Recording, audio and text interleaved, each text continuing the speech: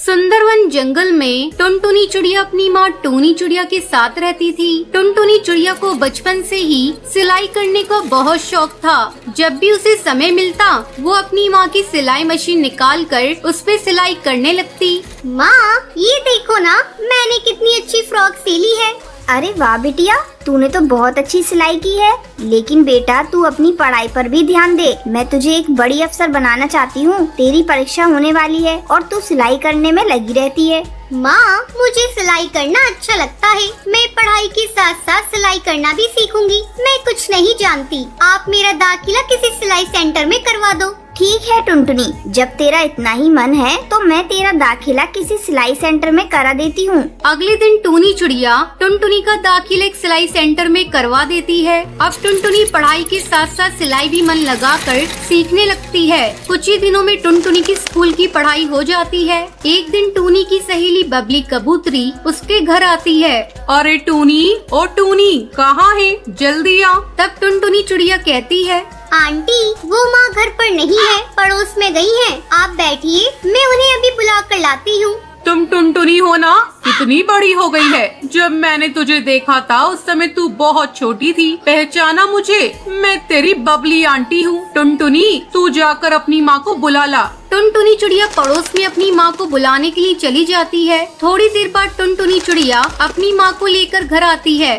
अरे बबली कबूतरी, तू कब आई? टुनटुनी, तू जाकर चाय बना ला। फिर टूनी चिड़िया बबली कबूतरी से बातें करने लगती है। बबली कबूतरी टूनी से कहती है, टूनी, तेरी बेटी बहुत प्यारी है। मैं इसे अपने घर की बहू बनाना चाहती हूँ। मेरा बेटा बंटी एक वकील है और उसके लिए मुझे तेरी बेटी जैसी ही एक संस्कारी बहू चाहिए थी। तेरी बेटी मुझे बहुत पसंद है। तुझे इस रिश्ते से कोई एतराज तो नहीं है ना? नहीं नहीं बबली कबूतरी, ये तुम कैसी बातें कर रही हो? मुझे इस रिश्ते से कोई एतराज नहीं है। मैं लाख कोशिश करके भी इतना अच्छा रिश्ता ढूंढ नहीं पाती।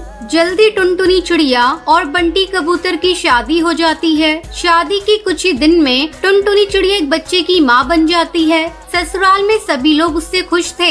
एक दिन बंटी कबूतर टुनटुनी चिड़िया से कहता है, टुनटुनी, आज ऑफिस में कुछ ज्यादा ही काम है। मैं रात को देर से घर लौटूंगा, तो मेरा इंतजार मत करना। इतना कहकर बंटी कबूतर वहाँ से चला जाता है। लेकिन थोड़ी देर बाद कालू कौआ तेजी से उड़ता हुआ उसके घर आता है। गजब हो गया टुनटुनी बहन। जब बंटी कबूतर अपने ऑफिस जा रहा था तब एक बाज ने उस पर हमला कर दिया, जिसमें उसकी मौत हो गई। इतना सुनते ही टुनटुनी चिड़िया रोने लगती है।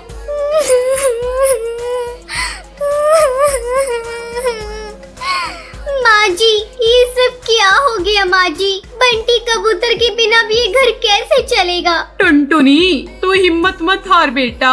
ऊपर वाले की मर्जी के आगे किसी की नहीं चलती। इस तरह कुछ दिन गुजर जाते हैं। टुनटुनी चिड़िया अपना दुख भुलाकर सिलाई का काम करना शुरू कर देती है। आस पड़ोस के पक्षी उसके पास अपने कपड़े सिलवाने के लिए आने लगते हैं। एक दिन हरी काकी उससे कहती है, टुनटुनी, तू तो इतनी अच्छी दर्जी है, इसके बारे में तो मुझे पता ही नहीं था। कम पैसों में बहुत अच्छे कपड़े सिल देती है। तू ऐसा कर, अपना एक बुटीक खोल ले।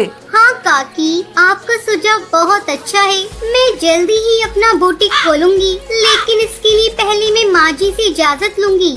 हरी काकी के जाने के बाद टुनटुनी चिड़िया अपनी सास से बुटीक खोलने की इजाजत मांगती है। माँ जी, क्यों ना मैं अपना एक बुटीक खोल लूं? इससे अच्छी कमाई हो जाएगी। ठीक है टुनटुनी, तुझे जो अच्छा लगे वो कर। तू अपने बुटीक का अच्छे से काम कर, मैं तेरे बच्चे को संभाल लूंगी। जल्द ही टुनटुनी चिड़िया अपना बुटीक खोल लेती है। अब उसकी कमाई पहले से दुगनी हो गई थी। इस तरह टुनटुनी चिड़िया खुशी खुशी अपनी जिंदगी बिताने लगती है। टुनटुनी नाम की धोबन अपने पति बंटी के साथ धोबी घाट पर काम किया करती थी। टुनटुनी और बंटी की जिंदगी में खुशियों की कोई कमी नहीं थी। उनके पास जितना अनाज होता था वो उसमें गुजारा कर लेते थे।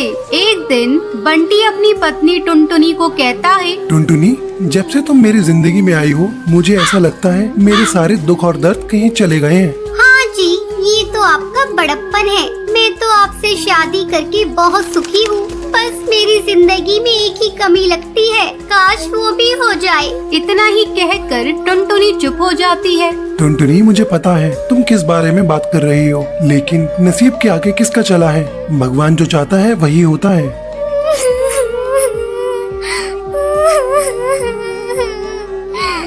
मैंने कभी किसी का बुरा नहीं किया, फिर क्यों भगवान ने मुझे बांझ बना दिया? क्यों मेरे पास कोई भी संतान नहीं है? मैं हमेशा से ही दूसरे के बच्चों को खिलाकर अपना दिल बहला लेती हूँ, लेकिन मेरा भी मन करता है मेरी खुद की संतान हो जो मुझे माँ कहकर बुलाए। टुनटुनी, तुम परेशान क्यों होती हो? कोई नहीं, भगवान ने चाहा तो हमारे पास भी संतान होगी। चलो अब अपना काम करते हैं। कुछ कपड़े धुलने के लिए पड़े हैं, उन कपड़ों को धो लेते हैं। हाँ जी, आप सही कह रहे हैं। चलिए, काम तो करना ही है। टुनटुनी जाकर कपड़ों का गट्ठा खोलती है और उसे देखकर रोने लगती है।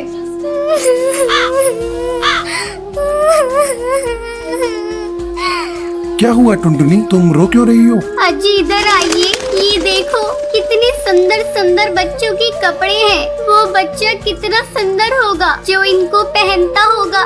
मेरे घर में भी अगर कोई बच्चा होता तो मैं भी उसको ऐसे ही सुंदर सुंदर कपड़े पहनाती। उन कपड़ों को देख टुनटुनी की आँख के आंसू मानो रुकने का नाम ही नहीं ले रहे थे। टुनटुनी, तुम अपना दिल छोटा मत करो। भगवान जो भी करता है अच्छे के लिए करता है। अब जो उसने सोचा है वही होगा। चलो कपड़े धोते हैं। फिर वो दोनों कपड़े धोकर सुखा देते हैं और शाम को घर आ जाते हैं। फिर अगली सुबह दोनों घाट पर जाते हैं, जहाँ उन्हें बच्चे की रोने की आवाज आती है। बंटी, ये आवाज कहाँ से आ रही है? मुझे लगता है उधर जो कपड़े पड़े हैं उनमें से आ रही है। चलो वहाँ पर चलकर देखते हैं। टुनटुनी बंटी वहाँ पर जाते हैं। फिर जहाँ से उन्हें बच्चे की रोने की आवाज आ रही थी, वहाँ कपड़ों का एक गट्ठा रखा था। फिर टुनटुनी थोड़े कपड़े हटाकर देखती है। अजी ये देखिए, इन कपड़ों में तो कोई बच्चा लिपटा हुआ पड़ा है। टुनटुनी बच्चे को देखती है। वो एक बहुत ही प्यारी चिड़िया थी। अजी ये कितनी सुंदर चिड़िया है। कौन इतनी प्यारी चिड़िया को यहाँ पर छोड़ गया है?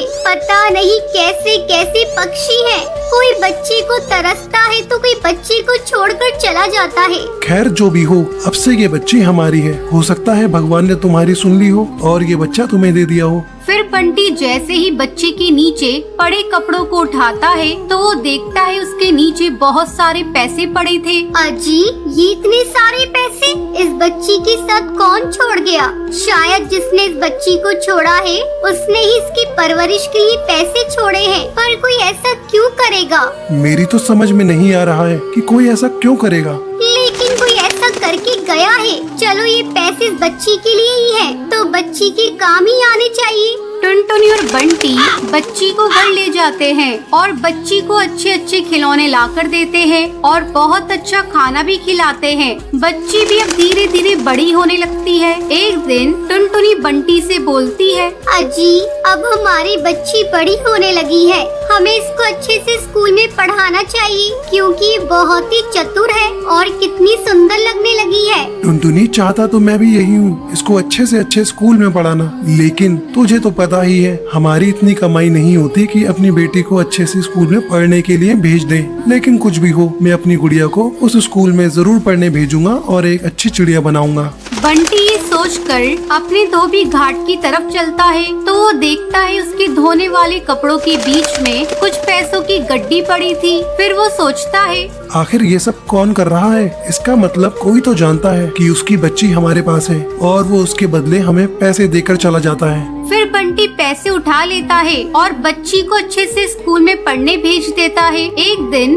बंटी टुनटुनी से कहता है, टुनटुनी, पता नहीं जब भी हम पैसों की बातें करते हैं या उसकी जरूरत होती है तो कोई हमारे कपड़ों में पैसे छोड़कर चला जाता है। लेकिन ये सब कर कौन रहा है? हमको उसका पता लगाना पड़ेगा। अजी आप सही बोल रहे हैं, इसके लिए हमें कुछ न कुछ तो करना ही पड़ेगा। मैं एक प्लान बताती हूँ। फिर टुनटुनी बंटी को कुछ समझाती है। अगले दिन बंटी कबूतर धोबी घाट पर रोने लगता है। आसपास के पंछी उससे पूछते हैं, अरे क्या हुआ बंटी, रो क्यों रहे हो? क्या बताऊं भाई, मेरी बेटी ने आज कुछ खिलौनों की मांग करी है और मेरे पास बिल्कुल भी पैसे नहीं है। मैं नहीं चाहता कि मेरी बेटी का दिल दुखे, इसलिए मैं उसे खिलौने दिलाना चाहता हूँ, लेकिन मेरे पास पैसे नहीं है। अरे कोई बात नहीं बंटी, तू तेरे पास थोड़ा बहुत पैसा है, उसी से अपनी बेटी को खिलौने दिला दे। वो छोटी है, ऐसे ही खुश हो जाएगी। इतना कहकर सब पंछी वहाँ से चले जाते हैं। फिर रात होने पर टुनटुनी और बंटी देखते हैं एक पक्षी उनके कपड़ों के पास कुछ रखकर जा रहा है। टुनटुनी और बंटी उसे पकड़ लेते हैं।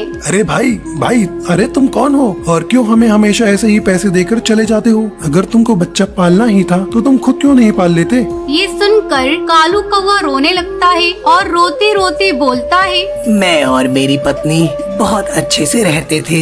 मैं उसको बहुत प्यार करता था, लेकिन ये बात मेरे घर वालों को अच्छी नहीं लगती थी, तो उन्होंने हमें घर से निकाल दिया। जैसे ही मेरी बेटी का जन्म हुआ तो उसकी माँ इस दुनिया को छोड़कर चली गई। कुछ दिन तो मैंने अपनी बच्ची की परवरिश की, लेकिन ये मुझसे नहीं हो पा रहा था। ये आपकी बच्ची है, फिर आपने अपनी बच्ची को हमें क्यों दिया? मैंने एक दिन यहाँ टुनटुनी बच्ची के लिए तड़पते हुए रोते हुए देखा। फिर मैंने सोचा कि आपको संतान की जरूरत है, इसलिए चुपके से बच्ची को यहाँ छोड़ गया। और जैसा मैंने सोचा था बिल्कुल वैसा ही हुआ। मैं जरूरत पड़ने पर पैसे देकर जाता हूँ, जिससे मेरी बच्ची की परवरिश में कोई कमी ना आए। मैं आप लोगों से हाथ जोड़कर बोलता हूँ कि मेरी बच्ची को कभी भी ये मत बताना कि मैं उसका पिता हूँ, वरना वो मुझसे नफरत करने लगेगी।